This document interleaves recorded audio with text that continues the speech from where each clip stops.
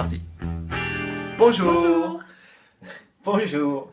Oui, moi je trouve très beau ton rouge à lèvres, Sclavina. Merci bien. Très très beau. Alors, nous allons répondre à quelques-unes de vos questions.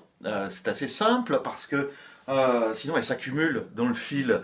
Et puis en même temps, ça m'arrive de répondre, ça arrive à Sclavina de répondre également. Donc c'est quand même mieux de vous répondre comme ça. Donc la première question est de Wolfie Submaster sur le lâcher-prise. Qu'est-ce que tu as à dire, toi, bel esclave du lâcher-prise? Que c'est indispensable parce que sinon la vie des fois c'est insupportable quoi si on lâche pas prise. S'il m'ordonne de passer toute la matinée à faire du ménage par exemple et que toute la matinée j'ai pas envie de faire le ménage, j'ai pas envie de faire le... Alors que si je l'accepte et que je mets de la musique, bah, je passe un bon moment. En plus. Il faut lâcher prise quoi. Voilà. Lâcher prise de ses émotions. Il y a un petit proverbe qui dit ne vous accrochez pas à la rive. Vous avez vu, la vie c'est un mouvement, ça file. C'est aussi pour ça que on a raison d'avoir confiance. Quand on n'a pas plus de raison d'avoir confiance que de s'angoisser, il vaut mieux avoir confiance. Donc on ne s'accroche pas à la rive. Dans la notion de lâcher prise, il y a quand même une vraie notion, et c'est aussi ça le dressage des esclaves consentants, c'est l'abandon, la perte de contrôle. Lâcher prise, ça signifie lâcher prise face à des choses sur lesquelles nous n'avons aucune prise. Et en l'occurrence, l'esclave et les soumises également, mais la mienne, celle-là, l'autre aussi, évidemment, lâche prise parce qu'elle n'a absolument aucune prise sur mes décisions et sur le contrôle que j'exerce sur sa psyché, son corps, ses activités, son état d'esprit. Et j'ai les lèvres roses. Oh, puis vous avez vu, elle a une jolie robe. Bientôt, on en fera dehors pour vous montrer les jolies robes d'Esclavina aussi. Et puis ma jolie chemise aussi. Hein, vous ne trouvez pas? Bon, le lâcher-prise, c'est ça. Le lâcher-prise, c'est ne pas s'accrocher à la rive, ne pas rester fixé à une émotion qui de toute façon passera comme les nuages. Ça, c'est un peu l'un des premiers aspects du lâcher-prise. Il y a un aspect très important en relation humaine et en relation maître-esclave également, c'est, mais peut-être plus particulièrement en relation vanille, le lâcher-prise sur des besoins qui ne pourraient pas être satisfaits. Il faut faire attention à ne pas mélanger ce que l'on appelle les attentes et les besoins.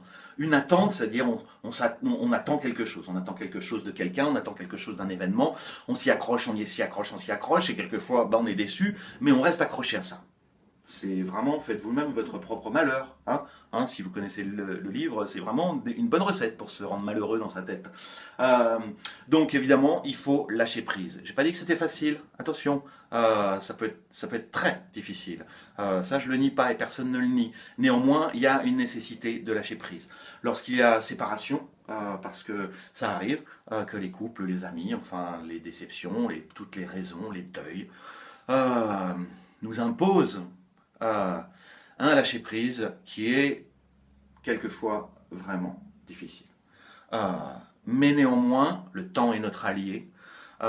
Et une fois que le lâcher-prise est réalisé, tout le monde le sait, et les esclaves consentantes aussi, dans le cadre de la relation maître-esclave, eh bien, il y a l'opportunité d'accueillir du nouveau. Parce qu'évidemment, si vous restez accroché à la rive, vous ne pouvez pas voir les paysages qui vont défiler sous vos yeux pendant que vous filez dans le vaste et beau courant de la vie. C'est ça, hein? Je me sens lyrique là tout d'un coup. Qu'est-ce qui m'arrive? Mais vous avez fait le paysage, on m'a dit que c'était moi le paysage. Mais oui, c'est tel mon paysage. Mais les maîtres aussi doivent lâcher prise parce que bon, au début de la relation, vous vouliez quand même que j'ai un travail salarié et donc du coup j'ai dû porter des pantalons. Oui, voilà. Donc évidemment, je lâche prise parce que pour son activité professionnelle, elle avait apporté des pantalons et c'était hors de ma portée que de lui interdire parce qu'elle obéissait à un règlement qui était celui-là. Donc moi aussi, j'ai lâché prise parce que si à chaque fois que je la vois, je fais elle va aller travailler au pantalon. Non mais vous imaginez, mais ça va pas la tête. Je veux dire, la vie, ça reste quand même fait pour être heureux, quand même, un peu beaucoup même, on va dire. Il y a dans cette notion du lâcher-prise des activités, des pratiques BDSM, pour parler clair de ce que nous vivons, il y a cet abandon total, cette perte de contrôle. Ça se vit très très bien avec la sexualité et effectivement, c'est lorsque la personne soumise, et en l'occurrence l'esclave, lâche prise totalement sur ce qu'elle ressent, ce qu'elle vit à l'instant présent, ce que le maître lui fait vivre, lui fait ressentir. Lorsqu'elle lâche prise de son propre contrôle, là, explique-nous qu'est-ce qui se passe, bel esclave. On est tout détendu. Et Mais non, mais ça détend, ça apaise, ça fait du bien. voilà. S'abandonner. Il y a une idée, une vraie notion dans le lâcher-prise de s'abandonner au présent. Au présent. Alors, nous sommes aussi des corps, et heureusement, parce que quand on commence à réfléchir en conscience sur qui nous sommes, d'où nous venons, où nous allons, enfin bref, toutes ces questions, on ne peut pas éviter la notion mentale de ce qu'on appellera une solitude existentielle, en disant finalement, mais je suis tout seul, personne ne peut voir mes rêves, personne ne peut... je suis tout seul. Il n'y a qu'une seule chose qui existe pour échapper à ça, et surtout montrer que nous sommes ensemble, c'est le corps. Et c'est par le corps, et justement par la sexualité, mais pas que, les câlins, le toucher, les massages, elle est extrêmement, elle adore masser, et elle est très très bonne masseuse. Par le contact avec la peau, par le désir exprimé par le toucher. Et ça nous réunit, et ça nous permet effectivement de vivre dans l'instant présent, et de nous en rappeler aussi, évidemment, son parfum. Je veux dire son odeur, parce que généralement, moi les parfums, pas trop mon truc, mais son odeur à elle, c'est des choses dont je peux me souvenir, je sais qu'elle est là, qu'elle existe, qu'elle est mienne, et ça c'est un pur bonheur, on peut jamais le nier, jamais. Donc évidemment, oui, nous avons des pratiques extrêmes, je sais que parmi les gens qui nous regardent, il y a des gens qui ne partagent pas nos pratiques, qui en témoignent, qui aiment nous entendre, parce qu'on témoigne, nous, de notre manière de vivre, c'est comme ça qu'on le vit, puis parce qu'on parle de relations humaines, hein, et puis voilà, et de liberté, eh bien, dans nos pratiques, oui, même extrêmes, on est très conscient et très sensible de ce que l'on fait au corps de l'autre et de ce que l'on vit au corps de l'autre. J'ai lu un très très beau livre d'une lesbienne SM des années 70 qui depuis est devenue un dominateur SM, qui s'appelle Pat Califia, et qui dit des choses très très justes, et qui dit je rêverais de vivre dans un monde où nous pourrions être hommes tout d'un coup, et puis après femme, et puis peut-être à nouveau homme, et puis peut-être à nouveau femme. C'est l'utopie, évidemment. Néanmoins, quand on est très lié, et que l'ensemble de ce que l'on vit, nos pratiques, nous amènent à être aussi sensibles et aussi engagés et responsables, eh bien oui, c'est par le corps que ça passe, et nous pouvons nous rencontrer et être ensemble. Et ça, c'est valable pour plein de choses. Et donc voilà. Le lâcher-prise, pour terminer, il y a cette notion d'abandon, d'abandon de soi et d'abandon en confiance. J'ai une confiance absolue en esclave Lina. Elle a une confiance absolue en moi. On est entièrement ouverts l'un à l'autre.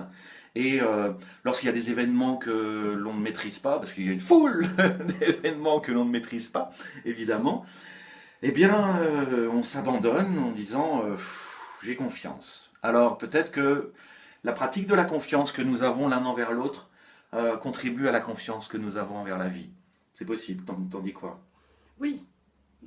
Après, il y a plein d'exemples où j'ai beaucoup plus de facilité à lâcher prise avec vous que sur des événements de la vie.